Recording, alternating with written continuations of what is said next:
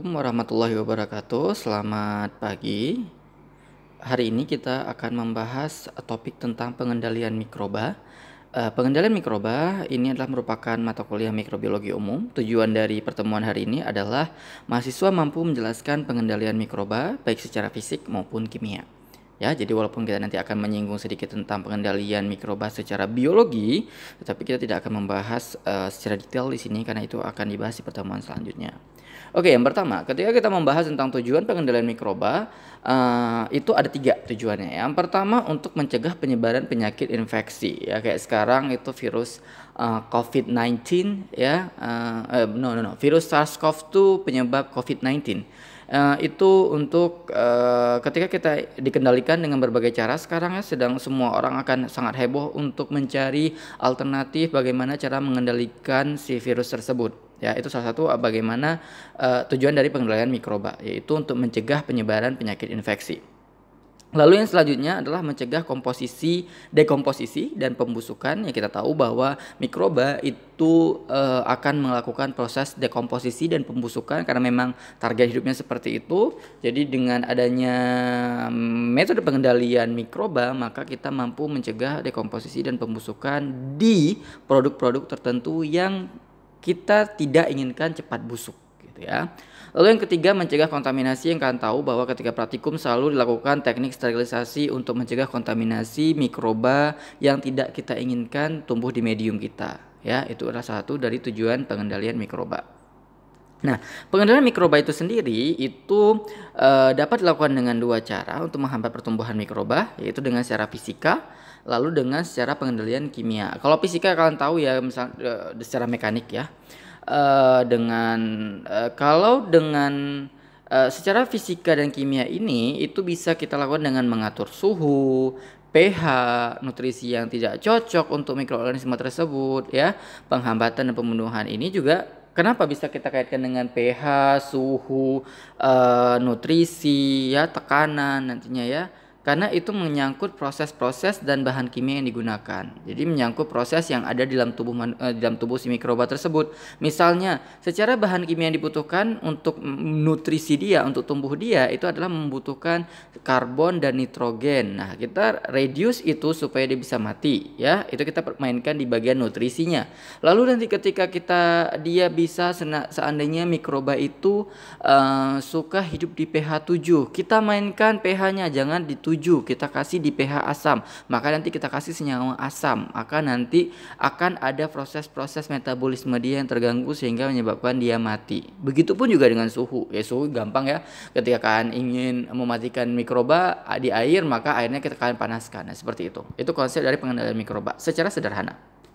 Nah, ketika kita berbicara tentang pengendalian mikroba, maka kita harus mengetahui dulu istilah-istilah apa saja yang ada di tahapan pengendalian mikroba ini. Yang pertama ada sterilisasi, yaitu proses pemusnahan total seluruh bentuk kehidupan. Nah, itu baik vegetatif maupun reproduktif. Nah, itu biasanya ketika kita main di mikrobiologi, maka selalu sering disebutkan, udah disterilisasi belum? Udah sterilisasi belum? Sterilisasinya pakai apa? Pakai oven, pakai autoclave. Nah, itu tujuannya adalah untuk memusnahkan semua total populasi yang ada mikroba yang ada di tempat yang kita ingin gunakan. Ya, sehingga ketika dikatakan apakah sudah meja itu sudah steril, cawan petri itu sudah steril, tabung reaksi itu sudah steril, yaitu harus dilakukan dengan proses namanya sterilisasi, ya, bebas dari mikroba, tidak boleh ada mikroba, baru dikatakan steril. Misalnya di alat-alat bedah sekarang itu alat bedah itu merupakan suatu alat atau bahan yang harus dalam keadaan steril ketika digunakan. Sehingga mereka kadang-kadang menggunakan teknik sterilisasi yang bertahap. Misalnya dia menggunakan fisik juga menggunakan kimia. Ya. Lalu yang kedua ada desinfeksi. Desinfeksi yaitu proses pemusnahan agen-agen penyebab infeksi. Ya, biasanya digunakan untuk objek-objek yang tidak hidup atau jaringan yang mati. Ya. Nah, biasanya bahan yang digunakan untuk mendesinfeksi disebut dengan desinfektan. Yang dibunuh hanya sel-sel vegetatif, tidak termasuk spora. Nah, yang sekarang digunakan oleh masyarakat umum misalnya bilik desinfeksi itu ya. Lalu yang seperti kalau kalian sekarang dari pulang mudik ya, Kalau sekarang tuh di depan Polsek itu, Polsek Sukarame itu akan ada proses penyiraman. Penyiraman itu dengan menggunakan desinfektan. Nah, saya tidak setuju dengan penyemprotan desinfektan kepada tubuh manusia. Karena itu apa? Karena konsep dari desinfektan itu adalah desinfeksi ya, atau menggunakan desinfektan itu adalah memusnahkan agen-agen penyebab infeksi yang digunakan pada jaringan mati. Kalian bisa bayangkan bagaimana desinfektan itu kena ke tubuh kita, ya, kena ke tubuh kita yang nanti jika ada bagian mukosa tubuh kita itu yang terbuka, itu bisa menyebabkan penyakit lainnya. Ya, kalian tahu kan isi dari desinfektan itu apa? Wipol, ya, kandungannya fenol, lalu ada kandungannya natrium hipoklorit, ya kan. Sekarang boleh pakai Baiklin juga kan, itu salah satu desinfektan. Kalian bisa bayangkan kan mandi dengan natrium hipoklorit atau mandi pakai Wipol, ya, itu sangat penggunaan yang sangat tidak masuk akal dan tidak cocok dan tidak sesuai, ya. Lalu yang ketiga ada antiseptik. Nah, antiseptik itu kata dasarnya aseptik, artinya menghilangkan suatu senyawa-senyawa atau pertumbuhan dari mikroorganisme yang menyebabkan sepsis atau luka atau apalah itu ya. Artinya di sini adalah bahan yang akan mencegah atau menghalangi pertumbuhan atau kerja aktivitas mikroorganisme, baik dengan menghancurkan ataupun menghambat pertumbuhannya. Nah, antiseptik misalnya alkohol misalnya, bisa juga dengan menggunakan H2O2 dicampur biasanya ya, alkohol dengan H2O2 nanti yang buatnya hand sanitizer ya. Ujung-ujungnya ke sana.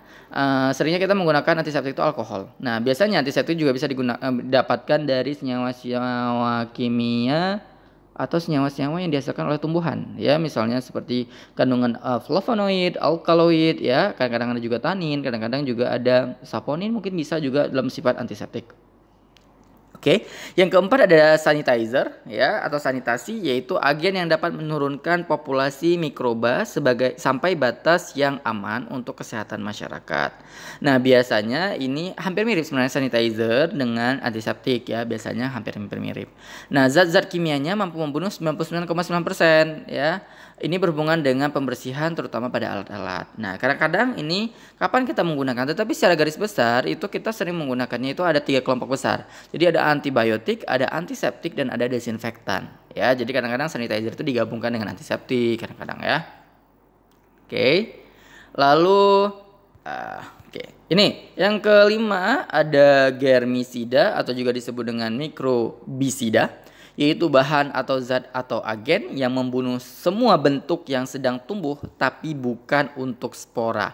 Ingat bahwa bakteri itu bisa menghasilkan spora, jadi ketika kita menggunakan germisida, jika ada bakteri yang menghasilkan spora, maka bakterinya doang yang mati, sporanya enggak mati ya. Oke, sebentar. Oke, kita lanjut. Maaf ada gangguan tadi. Jadi ada germisida tadi, jika ada bakteri yang menghasilkan endospora, itu tidak akan mempan ya, karena targetnya memang germisida germ, artinya yang sedang tumbuh, artinya bakteri yang sedang membelah itu yang dimatikan ya, itu disifatnya dengan germisida. Sebenarnya germisida ini hampir sama dengan desinfektan. Bedanya kalau desinfektan itu hanya untuk infeksi-infeksi saja. Kalau germisida itu secara keseluruhan. Jadi baik infeksi, baik patogen maupun yang tidak patogen itu dibunuh sama dia. Termasuk yang bakteri-bakteri bagus ketika dikasih germ, karena konsepnya adalah siapa yang membelah maka dia akan dibunuh oleh yang namanya si senyawa yang bersifat germisida. Nah, macam-macam germisida itu ada yang pertama disebut juga dengan senyawa bakterisida atau senyawa atau bahan kimia yang membunuh bakteri. Kata dasarnya bakterisidal. Sidal itu mematikan, ya. Oke, kita lanjutkan yang tadi adalah selain dari bakterisidal juga ada yang namanya fungisida, lalu ada virusida, lalu ada algasida, lalu ada sporosida. Oke. Nah, kelima ini sebenarnya berdasarkan dari organismenya ya. Ada jamur, ada virus, ada alga, dan ada yang semua organisme yang menghasilkan spora. Oke. Lalu ada namanya antimikroba, ya. Antimikroba itu adalah seluruh zat-zat yang dapat membunuh pertumbuhan yang ditujukan untuk segala pertumbuhan dan aktivitas semua mikroba. Yaitu ada antibakteri dan anti jamur. Jadi sebenarnya kayak tadi saya bilang bahwa sebenarnya ada 3 golongan besar yang sangat sering kita bahas, yaitu adalah desinfeksi, ya, atau desinfektan. Ada antiseptik, lalu ada antimikroba, ya. Itu sebenarnya golongan besarnya. Nah, lalu ketika kita berbicara tentang antimikroba, maka kita akan berbicara terkait dengan faktor-faktor apa saja sih yang bisa mempengaruhi kerja antimikroba, ya. Yang pertama, ingat, ada yang namanya konsentrasi dan jenis bahan kimia. Oke. Pernyataannya adalah semakin tinggi maka semakin cepat kerjanya. Ya, semakin tinggi konsentrasi maka semakin cepat kerjanya terhadap mikroorganisme, baik itu membunuh atau menghambat.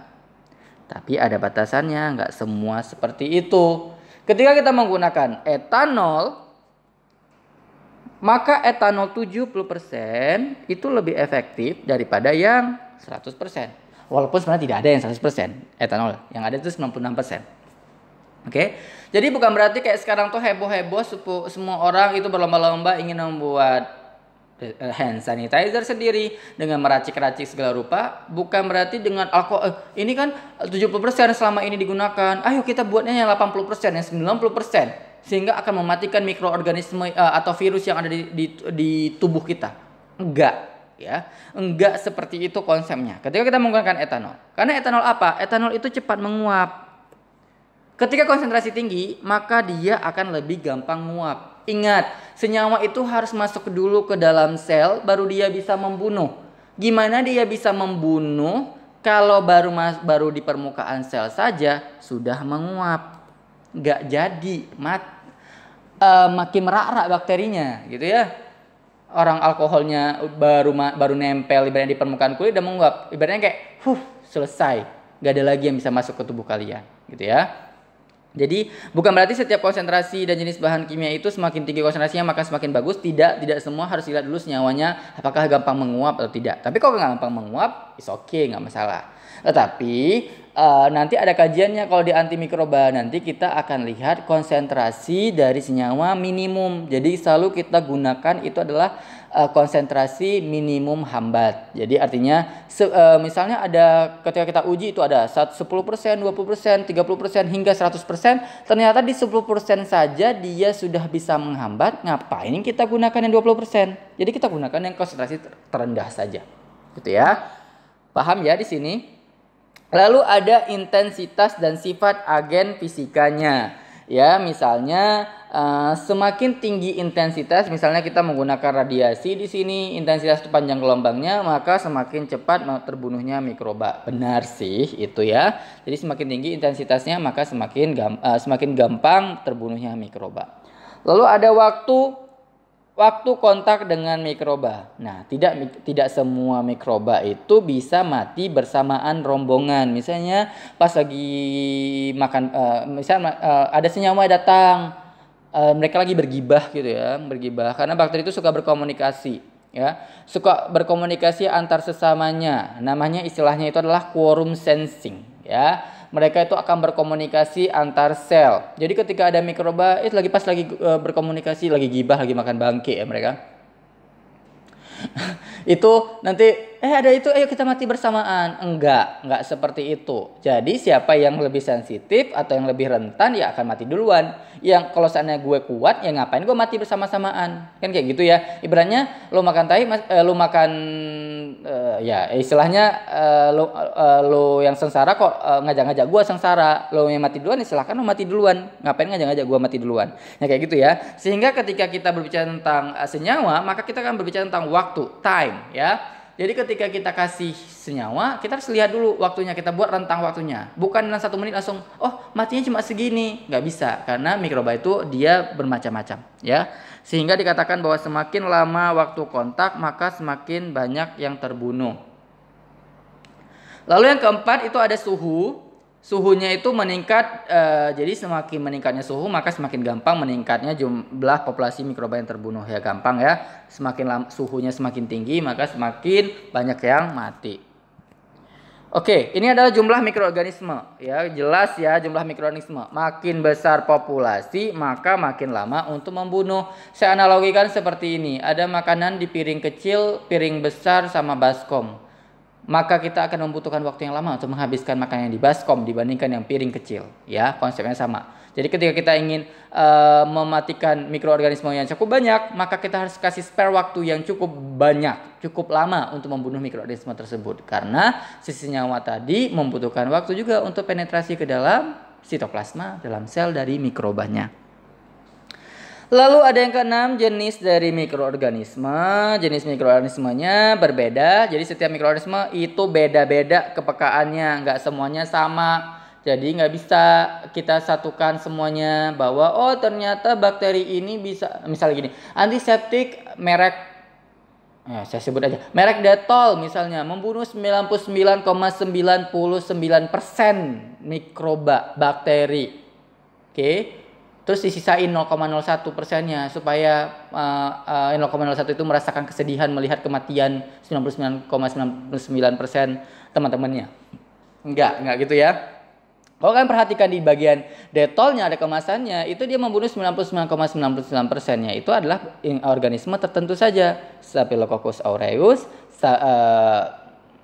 E. coli, lalu ada Salmonella typhi, lalu ada Shigella mungkin ya, ada kelompok Enterobacter. Jadi nggak semua mikroba itu mati karena si Dettol tadi ya. Jadi nggak 99,99% itu nggak semua ke bakteri, hanya bakteri yang disebutkan di mereknya itu doang ya. Karena yang diuji adalah ke jenis mikroorganisme itu. Sehingga beda, si bakteri itu setiap organismenya itu beda-beda setiap jenisnya. Jadi nggak bisa kita samakan.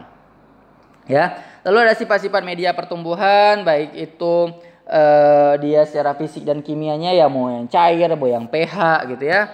Nanti ini kita lihat. Nah ini misalnya media yang lebih asam itu akan lebih efektif dipanaskan dan dibandingkan dengan yang alkalin. Oke, benar bahwa ketika kita ingin menumbuhkan bakteri yang pH-nya asam, maka nanti ketika kita panaskan lebih gampang encernya dibandingkan dengan yang alkalin ya. Jadi ketika kalian ingin membunuh mikroba, misalnya saya ingin menyeleksi mikroba yang sifatnya asam, maka saya akan membuat medium yang asam. Maka bakteri-bakteri atau mikroba yang sukanya alkalin atau basa nggak akan tumbuh di medium asam.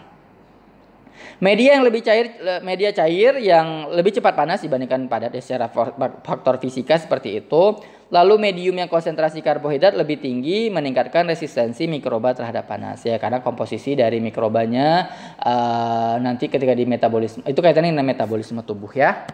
Oke. Ini kita contohkan pengendalian fisika. Pengendalian fisika yang pertama itu adalah penggunaan panas. Ya pasti panas itu mengendalikan fisika yang paling sederhana, yang paling umum digunakan yaitu dengan menggunakan panas, suhu tinggi. Ya, menggunakan kombinasi antara waktu dengan suhu. Ya, kita contohkan pertama sterilisasi. Proses sterilisasi yang menggunakan yang paling umum itu digunakan adalah perebusan. Dari zaman dulu walaupun orang nggak belajar mikrobiologi bahwa sudah ada yang namanya merebus. Merebus itu dia salah satunya adalah satu cara untuk mengkonversi yang mentah menjadi matang. Selain itu juga untuk mematikan mikroorganisme yang menempel pada barang-barang mentah tadi. Oke, merebus air itu untuk mematikan mikroba. Ya, orang zaman dulu udah tahu, nggak perlu belajar biologi, mikrobiologi, dia udah tahu duluan.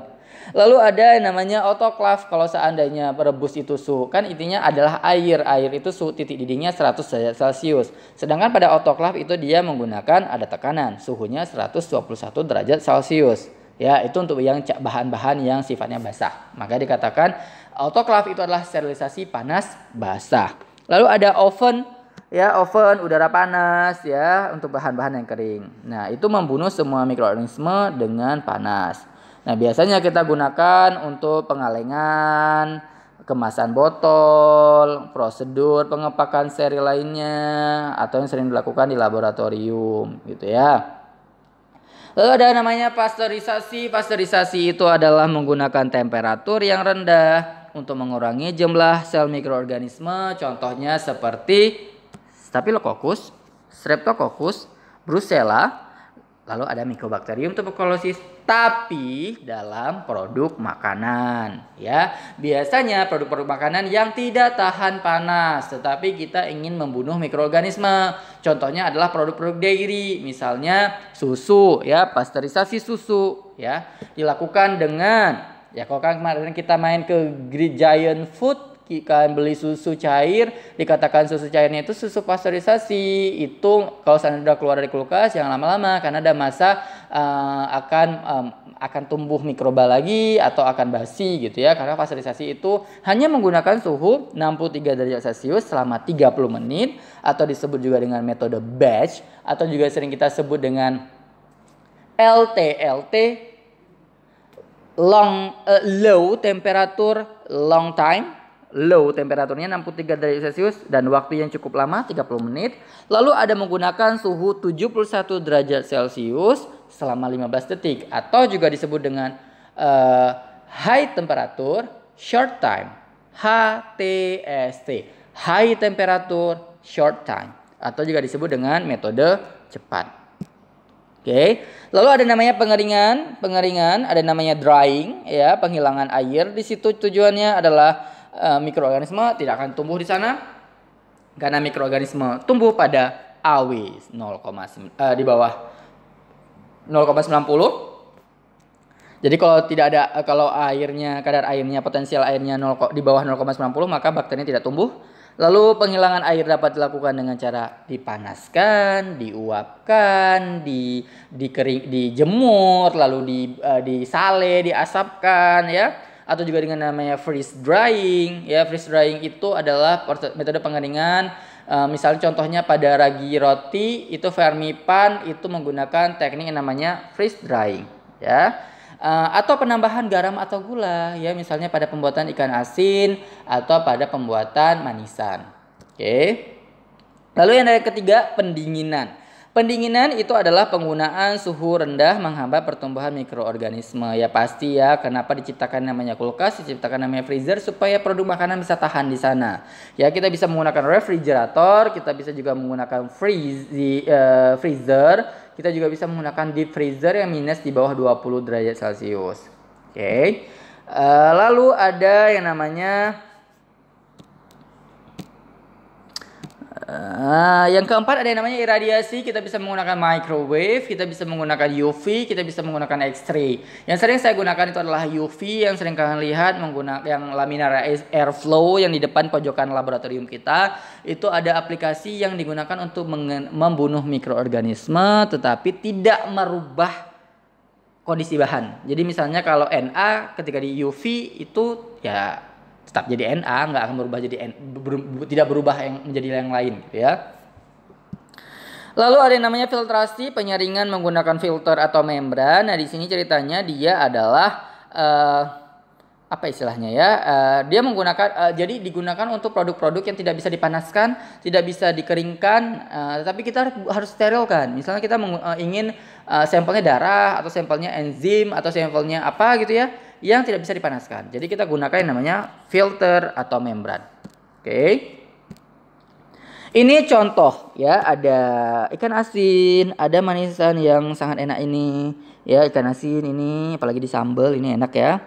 Ini dikasih gula ya. Nah, pertanyaan saya adalah yang harus kalian jawab di kolom komentar adalah kenapa ikan asin atau buah manisan itu bisa tahan lama, gak gampang busuk daripada ikan segar atau buah segar.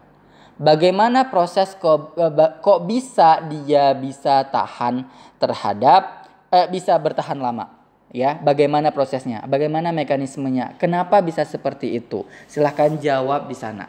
Ya, jadi nanti jelaskannya begini.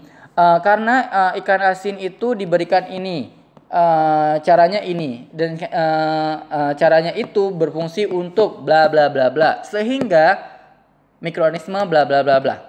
Oke, tahan lama. Jangan kalian jelaskan mekanismenya, apa yang dihilangkan, kenapa bisa hilang seperti itu. Kalau seandainya hilang itu, kenapa si bakteri tidak bisa tumbuh di sana, gitu ya. Silahkan jawab sesuka hati kalian. Nah, lalu ada namanya insenerator. Insenerator itu biasanya untuk kita menghancurkan semuanya.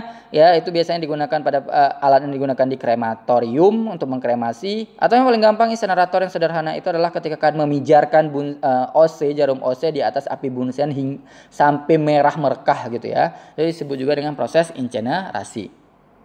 Ini merebus air ya, gampang. Lalu ada otoklaf. Otoklaf itu akan berbeda dengan merebus, itu dengan menggunakan suhu juga menggunakan pressure ya, menggunakan pressure sehingga suhunya adalah 121 derajat Celcius selama 15 menit atau 30 menit. Ya, ingat 15 menit atau 30 menitnya dimulai adalah ketika suhunya mencapai 121 derajat Celcius. Kenapa bisa mencapai 121 derajat Celcius padahal itu cuma air di dalamnya? Karena di sana ada tekanan sehingga dengan adanya tekanan bisa meningkatkan suhu dari 100 menjadi 121 derajat Celcius. Ini otoklafnya ya, ada otoklaf yang seperti ini. Zaman dulu banget. Ini apalagi ya, sangat desa sekali ya. Oke, ini ada pemanasan secara kering. Ya, oven udah ada kalian lihat ya, iradiasi sinar UV ya, iradiasi itu panjang gelombang cahayanya. Ini bisa kalian lihat, amati di sini bahwa kita akan menggunakan untuk panjang gelombangnya itu adalah kisaran 400 hingga kalau UV itu sampai 550 panjang gelombangnya visible lightnya ya. Kalau infrared itu kisaran, taruh saya garis-garisin dulu ya. Jadi kalau UV itu rentangnya di sini ya, rentangnya. Nah, nanti infrared di sini. Oke, microwave di sini. Ya, radio wave di sini. Ya. Kita jangan bermain ini UV light, tapi nanti ada sinar UV juga. Bentar loh, visible. Oh, ini visible light ya, salah saya salah. Oke, maafkan ya. Ini UV visible light. Ini bagian UV-nya ya. Bagian UV-nya ya kisaran 350 sampai 400 mungkin ya. Nanti ada sinar UV ya, sinar UV. Nah, untuk mematikan bakteri sidalnya itu di kisaran segini ya, kisaran segini. Oke ya. Ini filtrasi yang tadi saya bilang bahwa kita ingin mengambil ini sampel kita ya, sampel kita itu misalnya ini darah atau enzim gitu ya, supernatan dari enzim. Kita harus mensterilkan dari mikroba, nanti kita pakai namanya membran filter. Ini membran filternya diselipkan di sini, nanti ditekan, divakumkan, ini ada vakum lainnya.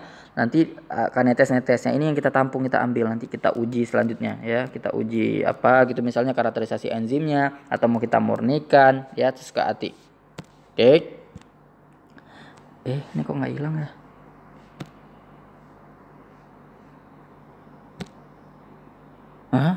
Oke, baiklah. Gimana nih?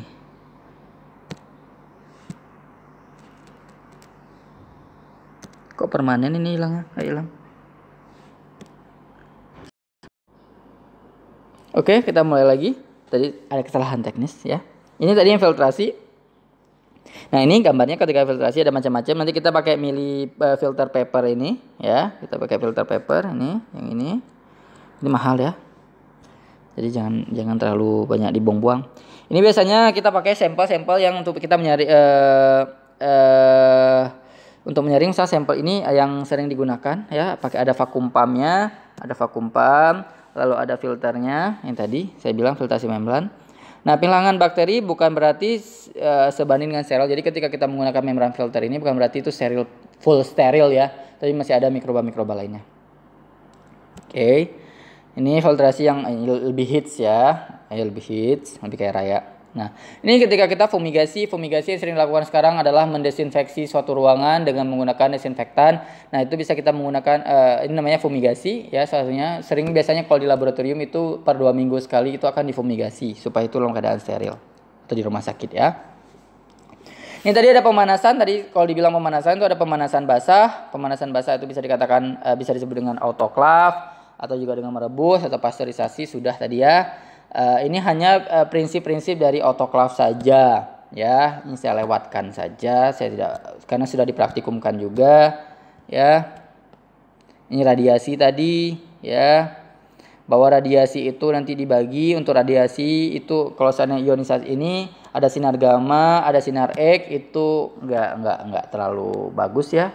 Nggak jarang kita gunakan. Yang sering kita gunakan adalah sinar UV. Ya. Lalu ada ini, karena apa? Kenapa kita jarang menggunakan dari namanya radiasi dari sinar gamma atau sinar X itu ya, karena ketika kena ke jaringan manusia itu bisa menyebabkan mutasi genetik ya, sehingga seringnya digunakan untuk mensterilkan yang namanya bahan-bahan farmasi ya, atau disposable medical supplies, misalnya kayak sarung tangan atau masker atau apa, itu menggunakan yang namanya sinar X atau sinar gamma, serta industri makanan. Jadi yang nggak akan terpapar dengan manusia ketika prosesnya. Ya, ini instalasi sinar gamma. Jadi ketika produk-produk farmasi, produk-produk disposable yang sekali pakai buang itu akan disinari dengan sinar gamma. Sinar gamma itu kayak di ronsen juga sinar gamma sih. Ya, ini UV ya, kan tahu bahwa ketika UV itu akan menyebabkan kerusakan DNA pada mikroba, tetapi ketika pada manusia juga akan kena ketika kena UV itu. Makanya ketika dihidupkan UV-nya jangan dibuka laminar airflow-nya ya. Untungnya di lab kita, laminar airflow kita itu ketika UV dinyalakan maka otomatis ketika tutupannya itu tidak ditutup maka otomatis UV-nya tidak menyala ya, sudah di setting secara otomatis. Ya, biasanya digunakan di ruang desinfeksi operasi, di keperawatan, kafetaria, atau di bagian di laminar airflow. Ini laminar airflow ya. Ya, menyebabkan kerusakan kulit, mata, maka jangan sering-sering dilihatin UV itu ya. Kadang-kadang nanti kalau misalnya kami di mikro itu atau di lab molekuler itu akan ada yang namanya UV transluminator untuk melihat apakah DNA kita itu hasil PCR-nya itu terbaca atau tidak, muncul atau tidak. Itu pakai UV transluminator. Nanti kita pakai kacamata khusus untuk ke sana. Ya. Lalu orang-orang yang bekerja harus menggunakan peralatan pelindung guna melindungi kornea terhadap iritasi atau kerusakan yang permanen. Jadi nggak sembarangan ya. Ini saya lewatkan saja, ini filtrasi, ini hanya gambar-gambar saja ya, suhu-suhunya. Oke. Lalu ada pengendalian secara kimiawi ya. Senyawa kimia mengendalikan mikroorganisme dengan membunuh atau menghambat pertumbuhan mikroorganisme, disebut juga antimikroba. Biasanya itu ada bahan pengawet atau antiseptik ya, makanya ketika pakai natrium benzoat di saus maka sausnya nggak gampang busuk, nggak gampang datang bakteri. Senyawa antimikroba itu dapat berupa bahan alam yang murni atau bahan kimia sintetik. Jadi bisa dari alam, dari tumbuh-tumbuhan, bisa juga dari bahan kimia yang di-create menyerupai dengan bahan-bahan yang ada di alam. Lalu ada senyawa antimikroba, ada antiseptik, desinfektan, preservatif, atau antibiotik. Senyawa-senyawanya bersifat, ini sifat ya. Sifatnya mana tadi? Aduh. Saya gaptek ya. Ada antiseptik, ada sifatnya desinfektan, ada sifatnya untuk pengawetan, juga ada sifatnya antibiotik. Oke. Ini contoh antiseptik, ada Listerine. Kalau udah mau puasa kan heboh tuh iklan Listerine. Lalu ada antiseptik spray, bisa kayak sejenis antis ya. Lalu ada TCP liquid ya, ini yang untuk mandi biasanya mungkin ya. Iya, ini untuk mandi biasanya. Ini untuk desinfektan, ada klorin, ada Wipol ya, ada ini Predex ya. Ini yang digunakan pada jaringan mati, jangan disemprotkan kepada tubuh manusia ya. Geblek itu yang nyemprotin ke tubuh manusia. Ya. Terserah kalau dibilang itu untuk mematikan, untuk mencegah terjangkitnya atau penularan dari corona. Iya sih, mati tubuhnya. Yaudah, habis wabah pandemi corona mati juga sekarang, komplikasi penyakitnya ya. Ini yang tadi udah saya ulang-ulang lagi ya, bahwa nanti sterilisasi secara kimia, ada antiseptik, ada desinfektan. Lalu senyawa kimia antimikroba, ini antiseptik tadi contohnya adalah ini bisa kan baca sendiri ya, senyawa antimikroba tidak berbahaya untuk kulit, makanya bisa digunakan untuk kulit ya, bisa tapi jangan sering-sering juga sih pakai antiseptik karena itu bakal bikin kulit kering ya. Karena itu kan banyak kandungan alkoholnya. Ya, contohnya ada merkuri, perak nitrat. iodin, alkohol, deterjen. Bisa kebayangan nggak sih kan pakai merkuri di tubuh kalian? Sebenarnya juga boleh loh. Sebenarnya juga masuk akal nggak sih ketika yang pakai krim-krim apa tuh? Krim-krim abal-abal ya. Krim-krim yang mengandung merkuri. Ya bagus juga itu kayaknya sekarang ya untuk pas lagi corona kayak gini. Kan bisa bersifat antiseptik ya. Pakai tuh merkuri, krim pemutih yang bisa belang leher sama muka itu kan, sama kaki sama tangan beda warna. Nah, pakai aja di muka. Sekitar hidung, sekitar mulut pakai. Nggak akan datang tuh virusnya. Ya, kan sifat antiseptik ada merkuri ya. Gemerlap tuh pasti. Mukanya langsung putih. Virus nggak datang kan, double effect jadinya. Jangan dicontoh ya.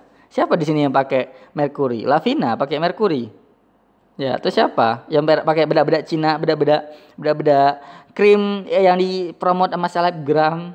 Ya, yang biasanya mukanya putih, tangannya hitam, kakinya ireng. Yang kedua ada desinfektan, ya lanjut. Senyawa yang membunuh mikroorganisme yang tidak membunuh spora. Contohnya itu ada klorin, ada natrium hipoklorit. Ini yang ada seringnya di Baiklin itu ya. Kadang desinfektan dan antiseptik merupakan bahan yang sama, hanya berbeda kadarnya saja. Misalnya ketika di air minum ditambah sodium hipoklorit. Memang ketika di air PAM, PDAM itu kan ditambahkan natrium hipoklorit. Tapi konsentrasinya sedikit ya, sehingga masih aman tuh diminum. Tetapi ketika kita menggunakan 5% hipoklorit, maka itu sangat berbahaya. Nah, itu yang ketika dimasukkan 5% itu yang digunakan untuk desinfektan. Jadi jangan diminum kalau kan tiba-tiba aduh air di kosanku kayaknya jelek, kayak aku nggak nyaman minumnya, nggak kayak di air pam di rumah, di air ledeng di rumah, air keran di rumah. Ya udah kan itu pakai Clorox, pakai natrium hipoklorit, pakai kaporit. Ya udah aku beli Baiklin, aku cemplungin ke dalam air keran aku. Terus aku minum dengan damai. Ya udah dengan damai, mati dengan damai, ya. Lalu ada preservatif pengawet ya. Pengawet itu nanti ada namanya dia nanti sering digunakan untuk di produk makanan dan minuman. Itu contohnya kalsium propionat, sodium benzoat. Kalau kalian perhatikan di saus itu ada nanti namanya natrium benzoat. Sama aja kayak sodium benzoat. Atau formaldehid, formalin ya. Ini namanya formalin ya. Oke, kalian sering beli mie yang kiloan ya. Karena kasih formalin. Terus ada tahu, kenapa dikasih formalin? Supaya dia awet. Ikan dikasih formalin supaya awet ya, supaya nggak datang mikroba ke sana. Lalu ada antibiotik, senyawa antimikroba yang dihasilkan oleh mikroorganisme yang dapat membunuh atau menghambat pertumbuhan mikroba patogen. Otomatis itu harus dihasilkan oleh mikroorganisme. Ya, nggak boleh bukan dari tumbuhan ya. Jadi saya bedakan lagi, saya simpulkan bahwa dari antiseptik dan antibiotik itu berbeda ya. Antiseptik bisa di-create dari apapun, tapi antibiotik itu fix harus wajib dikeluarkan oleh mikroorganisme lainnya. Sehingga antibiotik itu disebut juga dengan senyawa antimikroba yang dihasilkan oleh mikroorganisme yang dapat membunuh atau menghambat pertumbuhan mikroba patogen ya. Di sini kata kuncinya adalah dihasilkan oleh mikroorganisme. Ya, harus dihasilkan oleh mikroorganisme, nggak boleh enggak. Kalau nggak dihasilkan oleh mikroorganisme bukan antibiotik. Kecuali ya antibiotik yang beredar itu bukan dihasilkan oleh mikroorganisme, tetapi senyawanya disintesis mirip dengan yang dihasilkan oleh mikroorganisme. Misalnya Penicillium notatum menghasilkan penisilin. Nah, ternyata struktur penisillinnya udah ketahuan tuh. Ada cincin beta-laktam atau apalah itu ya. Nah, nanti di-create senyawanya mirip dengan yang dihasilkan oleh mikroorganisme. Namanya antibiotik sintetis. Nah, mekanisme kerja agen kimia itu yang tadi saya bilang bahwa adalah kadarnya, waktunya, suhunya, jenisnya, jumlah dan tipe organisme. Lalu dia kerjanya nanti akan mempengaruhi yang namanya kerja enzim ya, kerja enzim mempengaruhi membran sel, lalu menghambat proses pembentukan protein struktural yang terdapat pada dinding sel hidup dari mikroorganisme. Oke, pertemuan hari ini sampai di sini saja. Jadi kalau kalian ingin menanyakan terkait dengan mekanisme kerja agen kimia, ada pertanyaan tadi yang harus kalian jawab di kolom komentar. Ya, jawaban yang saya ambil adalah jawaban 10 jawaban pertama yang benar. Kalau jawaban-jawaban 10 pertama yang sudah benar itu kan masih jawab lagi, berarti kan kopi-kopi di atas itu saya tidak ambil. Makanya silahkan jawab pertanyaan secepatnya, sebaik mungkin. Bukan copy dari Word, bukan copy dari internet atau copy dari mana itu ya, bukan. Tetapi kan bisa jawab dengan bahasa kalian sederhana, dengan logika berpikir kalian juga bisa sebenarnya dari berdasarkan penjelasan saya tadi. Oke, pertemuan hari ini sampai di sini saja. Saya akhiri. Assalamualaikum warahmatullahi wabarakatuh. Selamat pagi.